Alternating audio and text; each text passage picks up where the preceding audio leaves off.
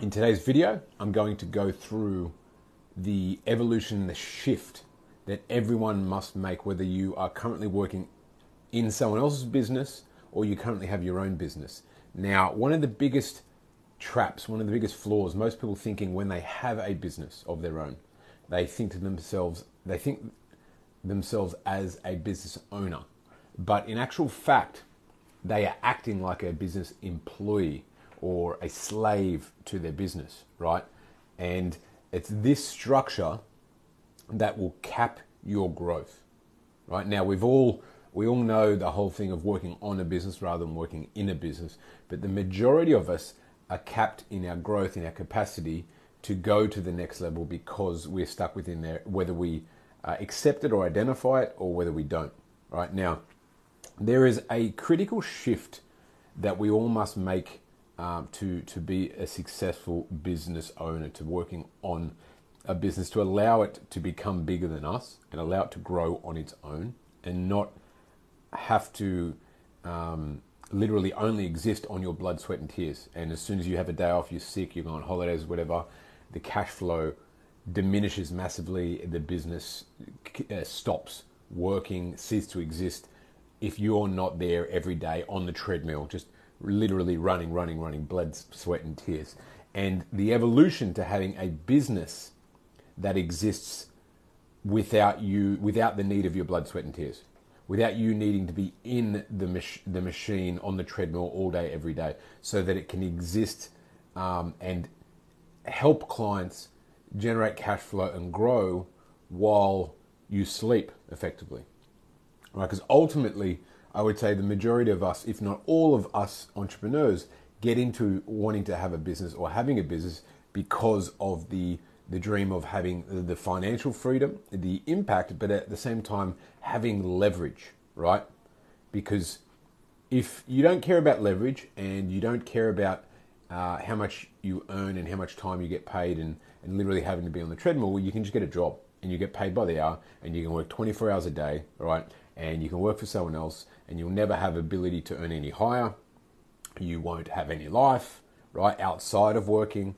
And I would say most entrepreneurs want to have a business so that the business serves the world, but also serves them, right? Allows them to have the life they want, both freedom-wise, time-wise, doing things outside of their business, enjoying their life, like life by design, life by creation, and also having massive impact in the world in a positive way and generating the cash flow, the business owner, the cash flow that they want. Now, there is a very critical shift, right? And I was taking through one of my clients, as I mentioned, and he's an amazing guy. He's was able to get up to about $30,000 a month in his online fitness business very quickly, going from scratch, going from zero, right? He had a full-time job that was outside fitness, reached out to me, we worked together, and he was able to go from literally zero, from scratch, having nothing, to $30,000 months. And now he's at the level where he's jumping from $25,000, $30,000 a month, looking to go to $50,000, $60,000, $70,000, $80,000 a month, right? That $1 million a year mark in a business. And I was explaining to him the evolution that needs to happen for his business to be able to do that. Now, he's never had staff, he's never had employees, or literally the solo entrepreneur aspect where it was just him, his blood, sweat and tears. Now, most people, when you're starting a business, and unless someone's just bankrolling the business for you, most people start a business on a shoestring, right? Trying to keep costs as low as possible. And as a result, it's just them. Their blood, sweat and tears doing everything, right? Just hustling and grinding, trying to go from zero to a certain level of cash flow, right? Now, most businesses, $0 to $5,000 a month, it is all on you, right? All on you, because you don't have the cash flow. You don't have the cash to be able to use that cash to leverage and get other resources. So it's all on you. You're there working your butt off, hustling and grinding, trying to get the next client, trying to get the next cash flow, servicing those clients, doing everything, right?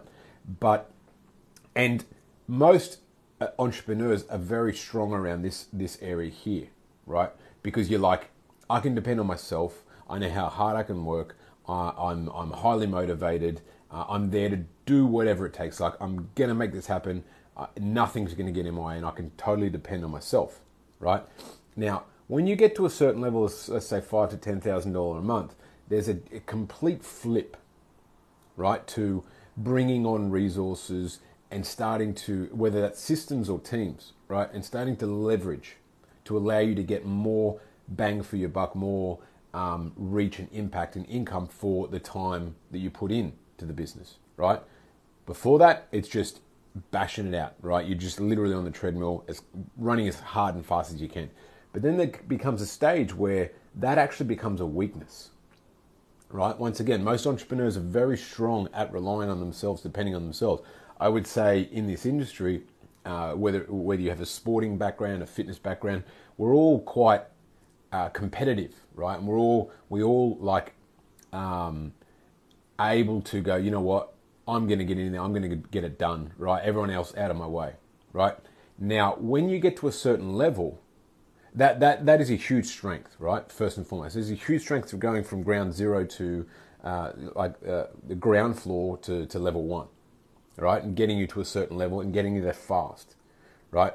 But most entrepreneurs carry on with that skill set, right? And think that it's the same skill that's going to take them from, took them from ground to level one to go from level one to level two, right? Using it as a metaphor. And in actual fact, it's an incredible strength to start with in a business, but it is a terrible weakness as the business continues to grow and tries to go to those next levels. And the reason being is that you're only one person, right? So your blood, sweat, and tears, you only have 24 hours a day. You have to eat, you need to sleep, you need to have a life, right? Now, there can be times where you're like, you know what, I'm happy to have no life, no sleep, little eating, and just work super hard. And you can do that, but you can't do that for life. And you can only do that to a certain level, right? And so you become your business's biggest bottleneck, right? Your lack of ability to put in more hours, to put in more time, you become the cap to the business, right? And the only way you can go to the next level, once you've exhausted yourself, is to start to bring in systems and team, right? Other resources. Resources equal systems and team, right? And then the business starts to work without you, which is the ultimate goal, is the ultimate dream. But once again, most entrepreneurs aren't able to flick the switch because it was all about them in the start. And then when they get to the next level, they either think, they get stuck in that mentality of it's always got to be about me because I can't depend on anyone else. I can depend on me, but I can't depend on anyone else. So they hit a ceiling and they just bounce around at that ceiling until they burn out, right? And then the whole thing kind of collapses. The next flip is changing the structure of the business to being all about you, to being all about systems and teams, right? And that allows it to go from there to there, and then further and further and further, right? But once again, it is the strength of the entrepreneur who's like, everyone out of my way, I'm going to get this done, that then turns into a weakness. Because you need to set up your business so that the systems and the team, the resources, systems and team, can start to take ownership, right? And start to amplify you, right? And I was speaking to this business owner, and he was like, I'm at this $30,000 a month mark, and I'm bouncing around there. Like, how do I get to the next level, Chris? I'm starting to bring on resources, but the resource, like, today they didn't do X. And so I jumped in and did it for them because, I wasn't seeing this getting done or do what. And once again, that becomes the biggest weakness. You end up jumping into things and fixing things for your resources and systems. So once again, it becomes all about you, and hence why you can't grow. You need to set up your resources and system to flourish, right? And you need to be there to support them, but then you need to allow them to take ownership and you not to be in the background just cleaning up all of the time. Because if you do that, you're actually short-circuiting the system, right? Think about it. If you were in someone else's business and you know that the business owner, anytime you made a mistake, the business owner would just be behind you and clean it all up, you would not care about making mistakes. You would keep making mistakes, right? Whereas if you made a mistake and you're like, there's no one else around here that's going to clean this up for me, and it's going to be clear that I made this mistake and it's going to look badly on me, then that resource will start to take more ownership, right? Because it's like, damn, I'm going to get caught out here. I better make sure I don't make that mistake again. I better make sure I go back and fix that up, right? And then they take responsibility. They take leadership, ownership. And that is how you go to the next level. Now, I'm not saying as a business owner, you just chuck in resources and you let them sink or swim. It's about setting them up for success. But one of my greatest mentors I ever had, and there was this story I told the student I was talking about. One of the greatest stories, one of the greatest things one of my mentors ever told me was the sentence of have a breakdown to have a breakthrough. The concept of breakdown to breakthrough, right? Breakdown to breakthrough. And I remember I was working in this business and I was working super hard trying to get these things set up. And I was working very closely with my mentor, which I was very lucky and able to do, to learn from him very closely and working with him. And there was two business owners in this business, right? And ultimately, I set up this structure within the business, and I was trying to make it succeed. And my mentor was kind of just went missing. And I remember I called him out one day. We were at a cafe, and I'm like, man, I'm working my butt off trying to get this thing to work, and like, I need your help. Where are you? What's happening? I don't see you around. And he's like, you know what, Chris, let's go have a chat. Let's go to my house and we can just have lunch and we can have a chat. I was like, okay. And I was quite frustrated, right? And I'm like, this thing failed and this thing's failed. Like, why are you letting this thing fail?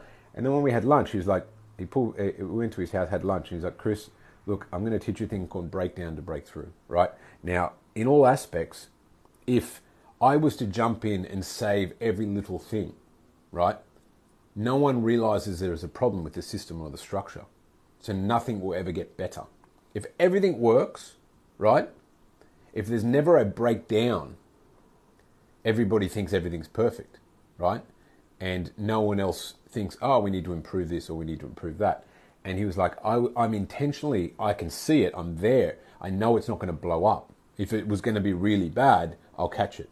But I'm letting little things fail so the rest of the team can see the breakdown and then start thinking about what's the breakthrough to actually optimize this piece so the breakdown doesn't happen again.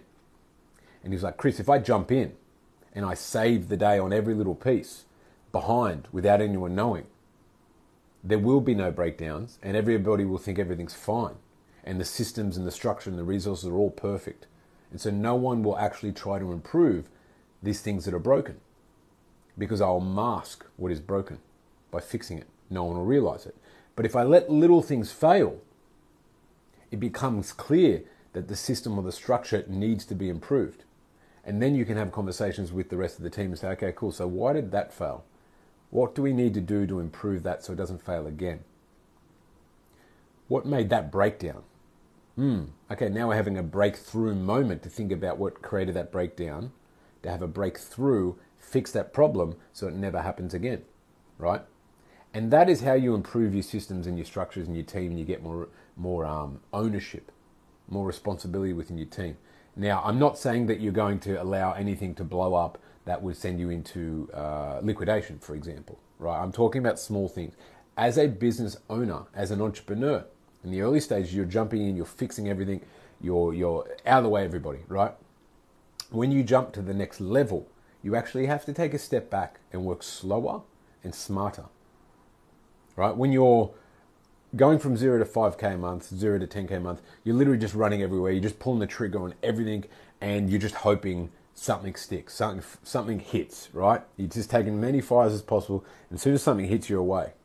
But when you get to that next level, you've got to take less shots and make sure each one hits, right? Because it becomes more important, more critical about the decisions you make. And there's a great story about Jeff Bezos, the guy who owns Amazon, extraordinarily rich, successful business owner. And his day, he wrote, or he said in an interview, his perfect day is he gets up, wakes up at 8 or 9, has breakfast, spends time with his family, walks into the office about 10, 11 there or thereabouts, and has one meeting, one critical meeting. Maybe the meeting goes for an hour, maybe it goes for an hour and a half. And at the end of the meeting, if he makes one great decision, he goes home, finishes his work day, and he's had an amazing day. Right? Now, other business owners would be going in and they'll be in there at like 6 a.m. and out at 9 p.m. and just meeting, back to back, decision, ask me this, do this, right? Whereas Jeff Bezos at the highest level, the highest leverage piece, he knows that if he can just make one great decision rather than one bad decision or 10 bad decisions, he only needs to make one great decision per day, working on the highest level thing. And that is a huge skill, being able to identify the 10 meetings that people want to have with you and saying, no, 9 of them are not that important. That one is the most important. I'm going to focus completely on that, and I'm going to make sure I make the right decision because I put all my time and energy to that one decision, right? So the point being is, as you get to the next level, you need to actually take a step back. You need to stop pulling the trigger on so many different things, and you need to be able to identify what's the most important piece at a given time and put your energy and focus just to that one piece, right? And effectively move slower. So hopefully that makes sense. Early stages is about moving as fast as you can, doing as many things as you can, seeing what sticks, seeing what fails, and what's called failing forward fast, right?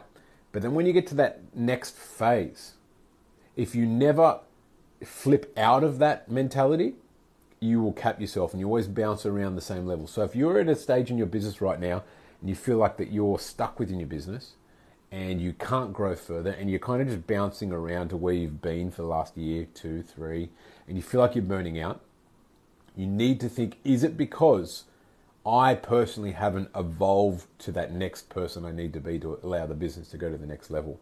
Am I still stuck in that early stage entrepreneur, running around like a chicken with their head cut off, just putting out fires all day long, right? And never actually being able to sit, slow down and look at the business because I'm so stuck in the business, right? Ask yourself that.